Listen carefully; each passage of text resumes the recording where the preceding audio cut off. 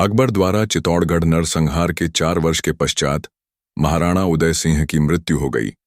और तब मेवाड़ के सामंतों ने कुंवर प्रताप सिंह को महाराणा के रूप में राज्याभिषेक किया। राज्याभिषेक के समय महाराणा प्रताप ने यह शपथ ली कि जब तक चित्तौड़गढ़ पर पुनः मेवाड़ का ध्वज नहीं लहराएगा तब तक ना ही वे स्वर्ण और चांदी की थाली में भोजन करेंगे, ना ही मुलायम गद्देदार बिस्तर पर शयन करेंगे, ना ही उनकी सेना राजसी नगाड़े बजाएगी और हर उस सुख वैभव का त्याग करेंगे जिससे चित्तौड़ की प्रजा वंचित है। महाराणा प्रताप के राज्याभिषेक के पश्चात अकबर ने महाराणा प्रताप को मुगल बादशाहत की संप्रभुता स्वीकार करने के 4 प्रस्ताव भेजे।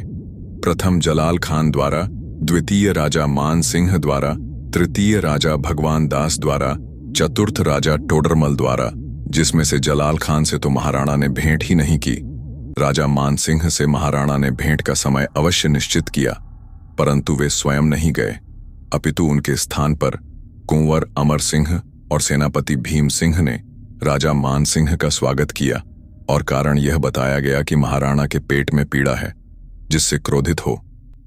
राजा मान सिंह ने कहा कि पेट पीड़ा की औषधि से मैं भली भांति परिचित हूं, परंतु यदि यही महाराणा की इच्छा है तो यही सही। अब शांति का समय समाप्त हुआ, जिस पर भीम सिंह ने तल्खी से उत्तर दिया कि यदि युद्ध में मैंने तुम्हारे हाथी को अपने भाले से ना मारा तो मेरा नाम भी भीम सिंह नहीं, और रणभूमि में अकेले मत आना,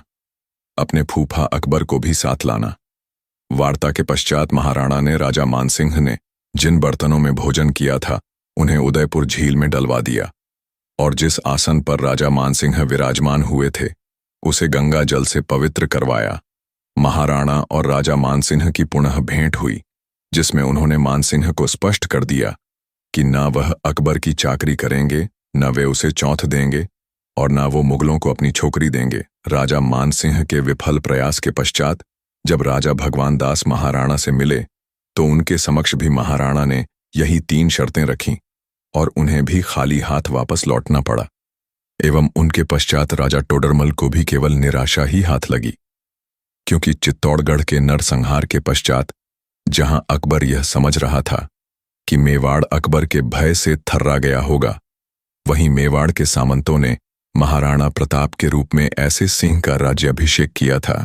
जो धर्म से कभी विमुख नहीं हो सकता था। जब अकबर के संधि समझौते विफल हो गए तो अकबर ने जंग की ठानी और सिपाह सलार बनाया।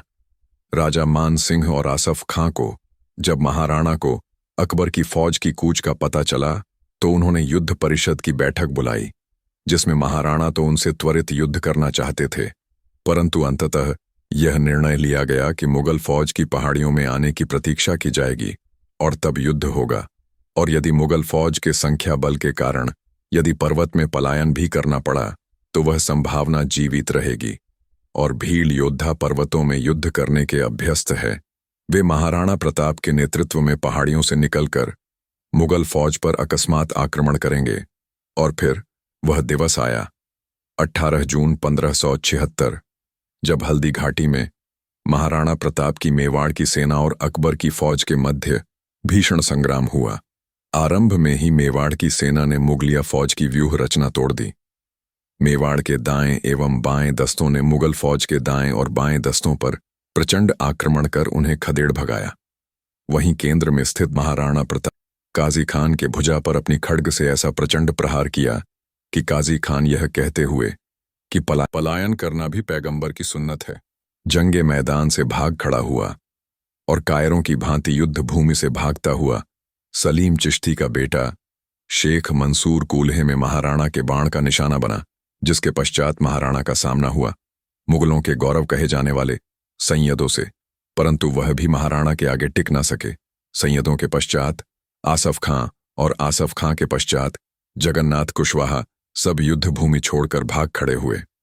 एक समय ऐसा भी आया जब मुगल सेना को यह समझना जटिल हो गया कि कौन सा राजपूत मुगल की ओर से है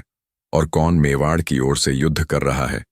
जब बदायूनी ने यही प्रश्न आसफ खां से किया तो उसने कहा, अपने तीर बरसाते रहो, दोनों ओर से केवल मरने वाले तो काफिर ही हैं। जब मुगलों ने देखा कि उनकी फौज में भगदड़ मच रही है, मेवाड़ की सेना मुगलों को गाजर मूली की भांति काट रही है, तब मेहतार खान अपनी रिजर्व फोर्स लेकर वहां आ डटा और उसने यह भ्रामक सूचना प्रसारित करवा दी कि अकबर स्वयं हल्दी घाटी आ पहुंचा है। तो यह सुन सभी सैनिक कायरता के लिए दी जाने वाली सजाओं के भय से वापस युद्ध करने लगे। यह वह समय था जब महाराणा अपने चेतक पर सवार हो राजा मानसिंह के हाथी के निकट पहुंच चुके थे और तब सेनापति भीम सिंह ने अपने कहे अनुसार जंगी हाथी पर सवार मानसिंह की ओर भाला फेंका, परंतु मानसिंह हौदे में झुक गया। और तब वह ऐतिहासिक क्षण आया जब महाराणा प्रताप और राजा मानसिंह का आमना सामना हुआ। महाराणा प्रताप अपने घोड़े चेतक पर सवार हो मानसिंह के हाथी की ओर बढ़े और चेतक ने हाथी पर सूंड के द्वारा बढ़ने का प्रयास किया। और जब चेतक के आगे के पांव मानसिंह की सूंड पर थे, तब महाराणा ने मानसिंह को यह कहते हुए प्रताप सिंह आया, जहां तक हो सके वीरता दिखा,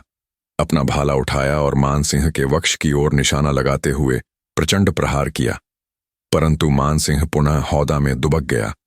और वहीं चेतक की पांव हाथी की सूंड में लगी तलवारों के कारण लहूलुहान हो चुके थे,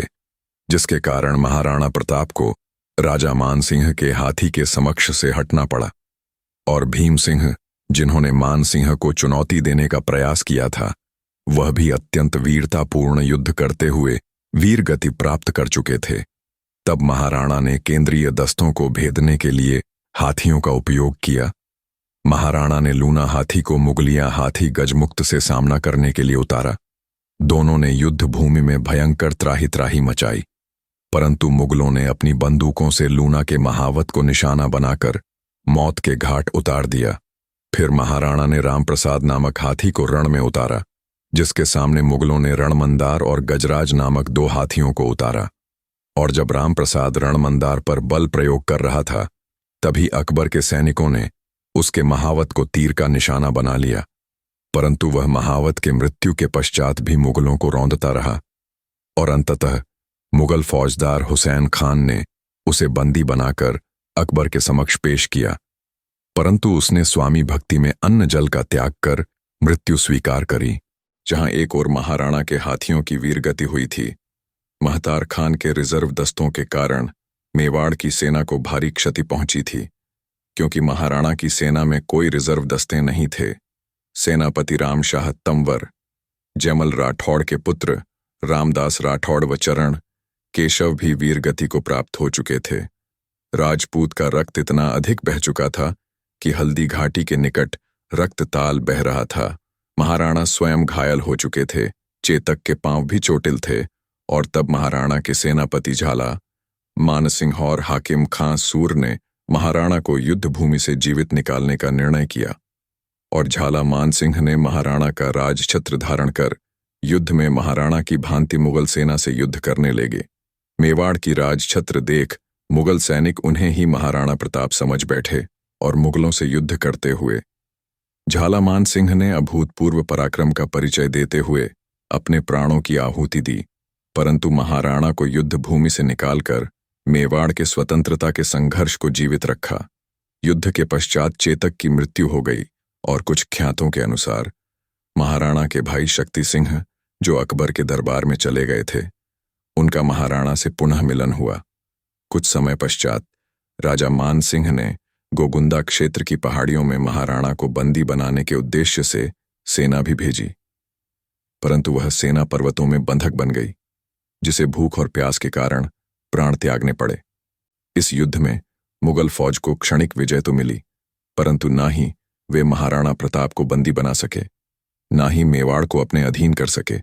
और हल्दी घाटी के युद्ध के पश्चात अकबर ने आसफ खान और मानसिंह की दरबार में उपस्थिति पर रोक लगा दी एवं अकबर स्वयं हल्दी घाटी के युद्ध के कुछ महीनों के पश्चात मेवाड़ को अधीन करने के उद्देश्य से राजपूताना आया था, परंतु वह भी विफल ही रहा